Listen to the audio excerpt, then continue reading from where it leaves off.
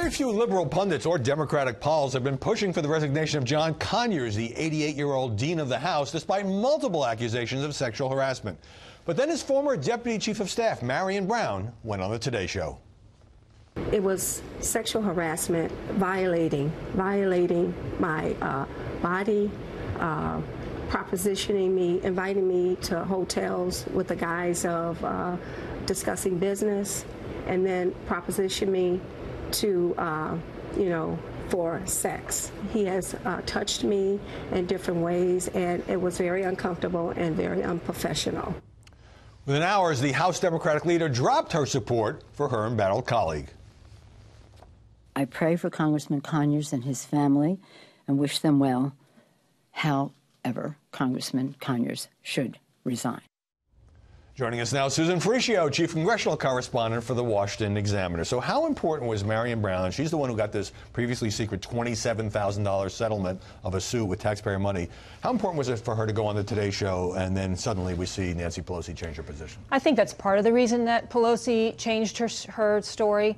But I think the real reason behind it was that this was Washington politics colliding with the national outcry and demand for us to deal with sexual harassment issues.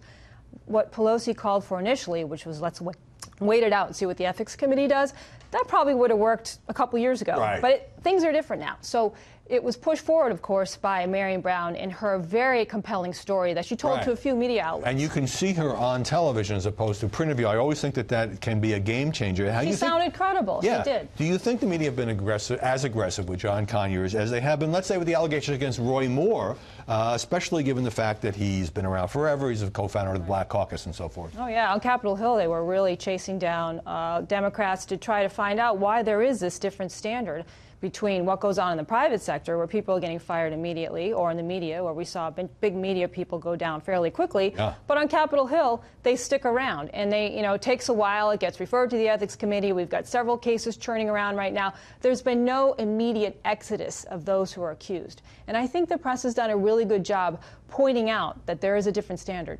Okay, now we also, speaking of standards, have Democratic Senator Al Franken. There's now a half a dozen accusers. One woman says he groped her breast during a photo op. There have been other accusations like that. Another says he aggressively gave her a wet kiss. He's certainly drawing critical coverage, but do you think the press has been a little more restrained with the former SNL star? I think the press is paying attention to the different levels of accusations here. The Detroit News has a great story that parses out the difference between why Al Franken and why not John Conyers being allowed to stick around in Congress.